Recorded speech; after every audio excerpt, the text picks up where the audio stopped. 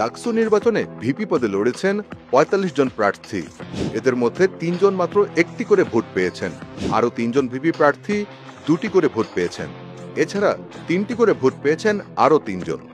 এটা কি বিশ্বাসযোগ্য যে ভিপি পদে দাঁড়ানো এই প্রার্থীদের কোনো শুভাকাঙ্ক্ষী নেই, কোনো কাছের বন্ধু নেই, যেখানে ঢাকা বিশ্ববিদ্যালয়ে প্রায় ৪০,০০০ ছাত্রছাত্রী রয়েছে?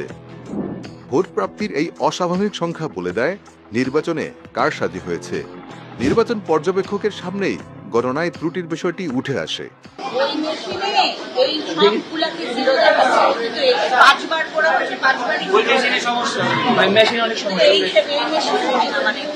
পাঁচটার পরে একটা ক্রস, আর এখানে কাউন্ট করেন তো কয়টা ভাই?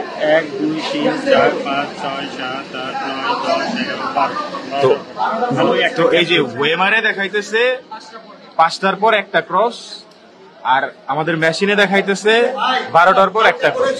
ডাকসুতে কিভাবে ইলেকশন ইঞ্জিনিয়ারিং হয়েছে সেই বিষয়টি তুলে ধরা হয়েছে এই প্রতিবেদনে। ডাকসু নির্বাচনের দিন সকালেই দেশের শীর্ষ এক দৈনিক সংবাদ প্রকাশ করে যে ছাত্রদলের ভিপি প্রার্থী আবিদুল ইসলাম আচরণবিধি লঙ্ঘন করেছেন। মুহূর্তেই খবরটি ছড়িয়ে পড়ে এবং শিক্ষার্থীদের মধ্যে বিরূপ প্রতিক্রিয়া তৈরি হয়। কিন্তু কিছুক্ষণের মধ্যেই প্রমাণিত হয় যে আবিদের কার্যকলাপ নিয়ম মাফিক ছিল, কোনো আচরণবিধি ভঙ্গ হয়নি। পরে পত্রিকাটি নিজেদের ভুল স্বীকার করলেও ততক্ষণে আবিদের ভাবমূর্তির বেশ ক্ষতি হয়ে যায়। এভাবে ভোটের শুরুতে প্রোপাগান্ডা ছড়ানোর পর ধীরে ধীরে বেরিয়ে আসতে থাকে ডাকসু নির্বাচনে কারসাজির নানা নমুনা। প্রশাসনের সহায়তায় শিবির যেভাবে নির্বাচনে প্রভাব বিস্তার করেছে সেসব চলে আসে সামাজিক যোগাযোগ মাধ্যম ও মূলধারার গণমাধ্যমে। সবচেয়ে বড় যে অভিযোগ হলো ভোট কেন্দ্রগুলোতে আগে থেকেই শিবিরের পক্ষে পূরণ করা ব্যালট পাওয়া। এখানে আগে থেকে ব্যালট পূরণ করে ব্যালট বক্সে পূরণ হচ্ছে এবং এটা সবাই বলছে, সন্দেহটা জানাচ্ছে যে কোনো পাওয়ার প্র্যাকটিস করে এরকম দল তাদের পক্ষে এই ধরনের কাজ করা হতে পারে। আমার বান্ধবী আমি গিয়েছি আর ও ঢুকেছে, একটা আমার টেবিলে গেছে, ওখানে হচ্ছে কি যে ব্যালট পেপারটাকে দেওয়া হয়েছে ওটা আগে থেকে ক্রস চিহ্ন দেওয়া ছিল, মানে সভাপতি সহসাধারণ সম্পাদকের সাদিক কায়েমা ফরহাদে। শিবিরের হয়ে আগাম ব্যালট পূরণ করায় একাধিক পোলিং অফিসারকে প্রত্যাহার করা হয়। এই পোলিং অফিসাররা কিভাবে নিয়োগ হয়েছে সেটি নিয়ে গুরুতর অভিযোগ করেছে নির্বাচন পর্যবেক্ষকরা। আমরা বারে বারে নির্বাচন কমিশনকে এবং প্রশাসনকে জিজ্ঞেস করেছি যে কি প্রক্রিয়ায় পোলিং অফিসারদেরকে নিয়োগ দেওয়া হচ্ছে।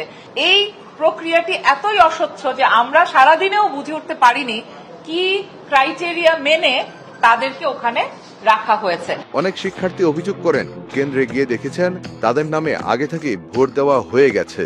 আমার আগে একজন অলরেডি ভোট দিয়ে গিয়েছে আমার নামে। আমি যখন ভোট দিতে গিয়েছি তখন আমার আইডি কার্ড দিলাম। আমার আইডি কার্ড দেখার পর যে দুজন শিক্ষক বসা ছিলেন, পুরুষ শিক্ষক, ওনারা দেখে বললেন যে মানে আমার যে ঘরটা, ওনার কাছে যে লিস্ট, ভোটার লিস্ট, ওখানে হচ্ছে সাইন করা, অর্থাৎ অলরেডি একজন ভোট দিয়ে গিয়েছে। বাইরে ভোটারদের হাতে শিবির প্রার্থীদের নাম লেখা তালিকা ধরিয়ে দেওয়া হয়েছে, আর সেই একই তালিকা বুথের টেবিলের নিচেও পাওয়া গেছে। টিএসসি সহ বিভিন্ন জায়গায় বহিরাগতরা শিবিরের লিফলেট হাতে ধরা পড়েছে।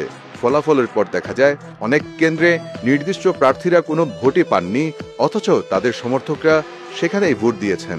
আমার ওই একটা ভোট কোথায় গেল? আমার প্রশ্ন একটাই যে আমার ওই একটা ভোট কোথায় গেল?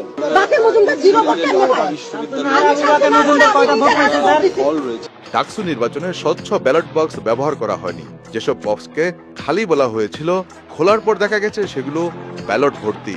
এই বক্সকে খালি বলা হয়েছিল, যখন কাউন্ট করতে গিয়েছে সেই খালি বক্স থেকে ব্যালট বের করা হয়েছে। যেসব শিক্ষার্থী ভোট দিতে আসেননি তাদের ভোট অন্যরা দিয়ে দেওয়ার অভিযোগ পাওয়া গেছে। অমোচনীয় কালি আঙ্গুলে দেওয়ার পরও কয়েক মিনিটের মধ্যে তা মুছে যাচ্ছে বলে শিক্ষার্থীরা জানান। যারা ভোট দিয়ে এসেছে তাদের যারা ফ্রেন্ড আছে তারা অনুপস্থিত, এবং তাদের ফ্রেন্ডের ভোটগুলো তারা আবার দিয়ে আসবে। কারণ আপনি দেখতে পাচ্ছেন আমি মাত্র ভোট দিয়ে আসলাম, 5 মিনিট আগে আমার উঠে গেছে। এটার মার্কার যেটা দেওয়া হয়েছে ওটা কিন্তু আপনার পার্মানেন্ট না। রোকেয়া হলে ভোট গ্রহণ দীর্ঘ সময় বন্ধ ছিল। ভোট গণনা দেখানোর সময় এলইডি স্ক্রিনও একাধিকবার হঠাৎ বন্ধ হয়ে যায়। ভোটের ফলাফল নির্দিষ্ট একটি পক্ষের দিকে নিতেই কি এত দেরিতে ভোর রাতে ফল ঘোষণা করা হয়েছে কিনা সেই প্রশ্ন উঠেছে। এসব ঘটনা স্পষ্ট করে দিয়েছে নির্বাচনী প্রক্রিয়ায় স্বচ্ছতা ছিল না।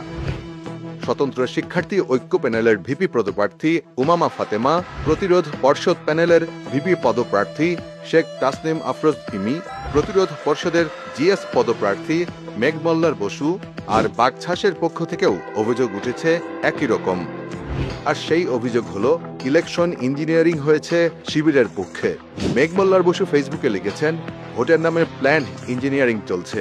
বিস্তারিত ফলাফল দেখলেই সবাই বুঝবেন প্রশাসন কিভাবে শিবিরের ইঞ্জিনিয়ারিং এর অংশ হয়েছে। উমামা ফাতেমা তো অনিয়মের প্রতিবাদে ভোটই বর্জন করেন। এই দৃশ্যমান কারচুপি, ভুয়া ভোট আর অপপ্রচার প্রমাণ করে দিয়েছে ঢাকা বিশ্ববিদ্যালয় প্রশাসন পক্ষপাত দুষ্ট এবং শিক্ষার্থীদের গণতান্ত্রিক অধিকার কেড়ে নিয়েছে। এখন প্রয়োজন জবাবদিহিতা, প্রয়োজন সুষ্ঠু তদন্ত।